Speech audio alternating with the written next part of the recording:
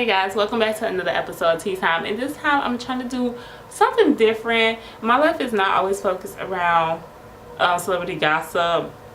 I do like to do other things, so I decided to do a book club. Now let me tell you, as much as I do enjoy, looking up celebrity gossip and, expressing how I feel about all the ratchetness that's been going on in the celebrity world, I do get fed up with doing it. It's just like, it became more of a chore than a hobby, and that's what I want my channel to be, is my hobby and something that I can bring out my personality. You guys, guys, I like to joke and I like to kid and I like to throw shade. So I decided that I wanted to do a total different feel with my YouTube channel. And what I do is I am a shopper. I do love to shop. I like to try new things. I like to basically find good sales and good read. So I want to focus my channel more into things that I like to do instead of just always talking about celebrity gossip. And one of the things that I do like to do is read. If anybody knows me or have seen me before, I do keep a book with me at all times. So the book that I did just get finished reading is by Carl Weber, and it's called Up to No Good. And it's not the first time that I have read a Carl Weber book. I had actually let me see if they have a book that I did reading here that I really did enjoy. They don't. Oh yeah, they do. They it was called Looking for Love.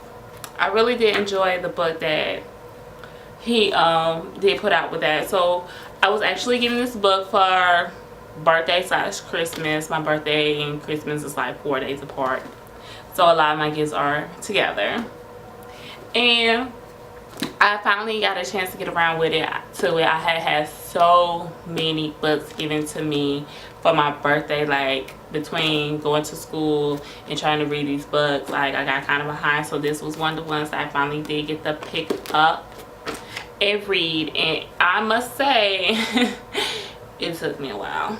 Not because I didn't have the time, I don't have the time, but also because the book wasn't really holding my interest. Now it is called Up to No Good, and it does have a 3-line type of story that goes all together, and it focuses around James Black and his 2 kids, whose name is Darnell and Jamie. And so James, he's a church trustee, and he owns his own real estate agency, and he's the biggest man whore of all time.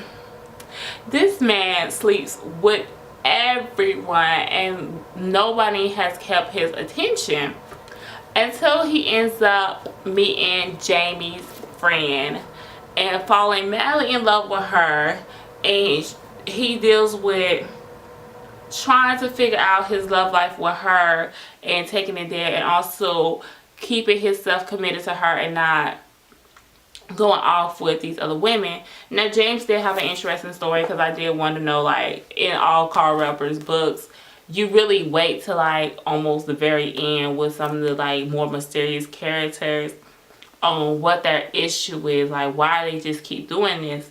And James' character turned out that his mother left him behind for another man, and she was supposed to come back and she never did. So it did, put a damper on his love life, so he didn't trust any women.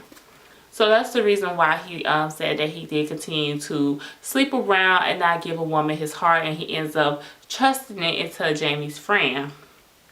Now Jamie is the typical daddy's girl. No one's good enough for her father. She feels the need that he needs to stay away from her friend. She feels like her friend's a gold digger. She only go after these older men who have money, and she tells him this whole time. Well, she's also dealing with the fact that she believes that her boyfriend Lewis is cheating on her with a white woman, because he keeps talking about he's going out of town and dealing with business, but everybody keeps seeing him around. They live like in New York, so like in Manhattan or something, they see him around town with this white woman, and even her father catches him with the white woman at a restaurant. Well, the story unfolds and she goes into her sneaky ways because she just cannot trust a man because of the way her father lived. You know, seeing him bring women in and out the house. She just cannot trust the man. So her whole thing was trying to find trust in Lewis. And what she did, instead of finding that trust, she went and opened a big can of worms that ended up turning her and Lewis' life around. Now the next person is Darnell. He is madly in love with this girl. I want to say her name was Keisha. Yeah, I want to say Keisha. That was her name. He fell in love with Keisha, and the night before his wedding, he catches her sleeping with his best friend. And so he goes around and basically tries to blackmail her into getting back with him. And she basically gets to the point of the blackmail that she decides that, okay, you can't blackmail me. I'ma just put myself out there. Because Keisha turns out to be a bit of a hoe. And Darnell was just not the guy that she was looking for. And Darnell had always prided himself not to be like his father. He did not want to have anything to do with his father. He did not want to act like his father. He wanted to treat women differently. So that's what Darnell's problem was, is because he was so focused on not trying to be like his father that he kind of missed out on the signs showing that Keisha was doing these things to him. And his life basically turns into turmoil because it goes from like the simple, oh, you made me mad, you made me look stupid. I'm like, you look stupid, to straight being a stalker and following her around and basically sabotaging every relationship or lack of relationship that she was having with these men. Now, if you listen to like me explain the story, you're like, oh, that really sounds good. But those parts that I'm telling you is like the meat and bread of this whole book. Like, it took forever, and you be trapped and you be like, okay, I like it, okay, like, okay, but then you go like 5 chapters with nothing going on. I really sometimes will want to fast forward through the book and just see what Darnell was doing.